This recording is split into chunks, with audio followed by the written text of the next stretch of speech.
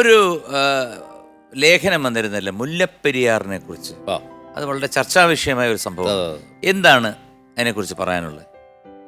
അല്ല, ശരിക്കും അത് ഞാൻ 2019 ലാസ്റ്റിൽ എഴുതിയിട്ട് പിന്നീട് 2020 ആദ്യം അത് പ്രസിദ്ധീകരിച്ചു വന്ന ലേഖനമാണ്. അത് മുല്ലപ്പെരിയാർ അനീതിയുടെ 999 വർഷങ്ങൾ എന്ന് പറഞ്ഞിട്ടാണ് ആ ലേഖനത്തിൻ്റെ ടൈറ്റിൽ. അത് ശരിക്കും രാജഭരണകാലത്തുണ്ടായ ഒരു കരാറാണ്. നമ്മുടെ ഒരു നൂറ്റാണ്ടുകൾക്ക് മുമ്പുണ്ടായ കരാർ. ശരിക്കും 1886 ഒരു കരാർ. അതിനും പിന്നെ എത്രയോ വർഷങ്ങൾക്ക് ശേഷം ഈ അണക്കെട്ടുണ്ടാകുന്നു. 1893 മറ്റാണ് അണക്കെട്ട് നിർമ്മിക്കപ്പെടുന്നത്. ഈ അണക്കെട്ടിന്റെ ആയുസ് എന്ന് പറയുന്നത്, അതിന്റെ അന്നത്തെ ശില്പി ഒരു ബ്രിട്ടീഷുകാരനായ എഞ്ചിനീയർ ആയിരുന്നു പെനിക്യുക്ക്. അദ്ദേഹം പറഞ്ഞിരുന്നത് 50 വർഷമാണ് ഇതിന്റെ ലൈഫ് എന്ന് പറയുന്നത്, ഈ അണക്കെട്ടിന് മാക്സിമം. കാര്യം അന്ന് ഈ സാങ്കേതിക വിദ്യകളൊന്നും തീരെ ഇല്ലാതിരുന്ന ഒരു കാലത്ത് ചുണ്ണാമ്പ് മിശ്രിതം കൊണ്ടുണ്ടാക്കിയ സുർക്കി എന്ന് പറയുന്ന സാധനം കൊണ്ടാണ് ഇത് നിർമ്മിച്ചിരിക്കുന്നത്. ഇത് മാക്സിമം 50 വർഷം. അത് കഴിഞ്ഞാൽ ഇത് ഡീകമ്മീഷൻ ചെയ്യണം. പക്ഷെ ഈ 50 വർഷം ആയുസുള്ള ഈ ഡാമിന് ഉണ്ടാക്കിയ കരാർ എന്ന് പറയുന്നത് 999 വർഷം.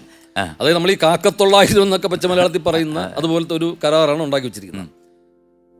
രാജഭരണം പോയി, ബ്രിട്ടീഷുകാരെ നമ്മുടെ നാട് കടത്തി, ജനാധിപത്യ ഭരണം വന്നു, പല പല ഗവൺമെന്റുകൾ മാറി മാറി വന്നു. പക്ഷെ ഇന്നും ഈ 999 വർഷത്തെ കരാർ, അന്നത്തെ ആ കരാർ രാജാക്കന്മാരുടെ കാലത്ത് ഉണ്ടാക്കിയ ഒരു കരാറ് ഇന്നും നിലനിൽക്കുന്നു.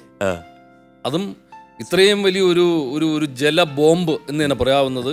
അതും നമ്മളിങ്ങനെ നെഞ്ചിൽ വെച്ചുകൊണ്ട് ഒരു ജനത മുഴുവൻ ഇങ്ങനെ ഭയന്ന് കഴിയുകയാണ്. പക്ഷെ എന്തെങ്കിലും സംഭവിച്ചാൽ ഒരു 4-5 ജില്ലകൾ അപ്രത്യക്ഷമാകുമെന്നാണ് വിദഗ്ധന്മാർ പറയുന്നത്. അത് മാത്രമല്ല, ഇത് കേരളമില്ല. പിന്നെ അപ്പൊ അത്രയും വലിയൊരു ഭീഷണി നമ്മുടെ മുമ്പിൽ നിൽക്കുമ്പോൾ ഇത് തമിഴ്നാടിന് ഏറ്റവും വലിയ ലാഭമുണ്ടാക്കുന്നതും എന്നാൽ കേരളത്തിന് 5 പൈസയുടെ ഒരു നേട്ടമുള്ള ഒരു സംഭവമല്ല. ഒപ്പം നമുക്ക് ഇത്രയും വലിയൊരു ഭീഷണി, അതിനൊരു തുച്ഛമായ ഒരു അന്നത്തെ പറഞ്ഞ ഒരു പാട്ട കരാറിന്റെ ഒരു വ്യവസ്ഥ അനുസരിച്ചുള്ള ഒരു വാടക എന്തൊക്കെയാണ് നമുക്ക് ലഭിക്കുന്നത്, ഒരു പാട്ട വ്യവസ്ഥ അനുസരിച്ചുള്ള. പക്ഷെ ഇതിപ്പോൾ ഞാൻ അതിനകത്ത് പറഞ്ഞിരിക്കുന്നത് ഈ 999 വർഷത്തെ കരാർ എന്നുള്ളത് തന്നെ അടിസ്ഥാനരഹിതമാണ്. അതിനൊരു നിയമസാധുത ഇല്ല എന്നാണ് ഞാൻ പലരുമായിട്ട് സംസാരിച്ചപ്പോൾ മനസ്സിലാക്കിയിട്ടുള്ളത്. കാര്യം 99 വർഷത്തിലധികം ഒരു കരാറിനും ആയുസ് കൊടുക്കാറില്ല. അപ്പം നമ്മളിപ്പോഴും ആവശ്യപ്പെടുന്നത് എന്താ? കേരളമൊക്കെ ആവശ്യപ്പെടുന്നത്, സുപ്രീം കോടതി ആവശ്യപ്പെടുന്നത് അത് 136 അടിയായിട്ട് ജലനിരപ്പ് നിർത്തണം, 142 അടിക്ക് അത്രയും പോകരുത് എന്നൊക്കെയുള്ള ആവശ്യങ്ങളാണ്. നമ്മൾ ശരിക്കും ആവശ്യപ്പെടേണ്ടത് ഈ കരാറിനെ റദ്ദ് ചെയ്യുകയും നിയമപരമായിട്ട് അതിനെ റദ്ദാക്കുകയും ഈ ഡാം എത്രയും അടിയന്തരമായി ഡീകമ്മീഷൻ ചെയ്ത് പകരം ബദൽ സംവിധാനം ഉണ്ടാകണം. ഈ ഡാമുകളെന്ന് പറയുന്നത് തന്നെ ഒരു പഴഞ്ചൻ ആശയമാണ്. അതൊക്കെ സാങ്കേതിക വിദ്യകളൊന്നും ഇല്ലാതിരുന്നൊരു കാലത്താണ്. ഇന്നിപ്പോൾ നമുക്ക് എനർജിക്ക് എത്ര സോഴ്സുകളുണ്ട്. ആധുനിക സാങ്കേതിക വിദ്യകൾ അനുസരിച്ച് നമുക്ക് ഈ ജലസേചനത്തിന്, കൃഷി ആവശ്യത്തിനൊക്കെ ഡാമുകൾക്ക് ബദലായിട്ടുള്ള പല ചെറിയ ചെറിയ ചെക്ക് ഡാമുകളെ പോലെയൊക്കെയുള്ള സംവിധാനങ്ങളൊക്കെ നമ്മൾ ആലോചിക്കാം. ഇത്രയും ഒരു കൂറ്റൻ ഇത് ഉണ്ടാക്കി വെച്ചിട്ട് എന്നും ജനങ്ങൾ ഇങ്ങനെ പേടിയുടെ ഒരു ഭയത്തിന്റെ മുൾമുനയിൽ നിൽക്കുന്നതിനെ കുറിച്ചാണ് ആ ലേഖനം എഴുതിയിരിക്കുന്നത്. അതിനകത്ത് യാതൊരു ന്യായവുമില്ല. ഇതൊരു അന്യായമായ, അനീതിയുടെ, അശാന്തിയുടെ ഒരു കരാറാണ്. ഇതെത്രയും വേഗം റദ്ദ് ചെയ്യുക തന്നെ വേണം. ഇങ്ങനെ ഒരു വലിയ ജനതയെ രക്ഷിക്കാൻ ഉള്ള നിയമ നടപടികൾ അടിയന്തരമായിട്ട് സ്വീകരിക്കണം.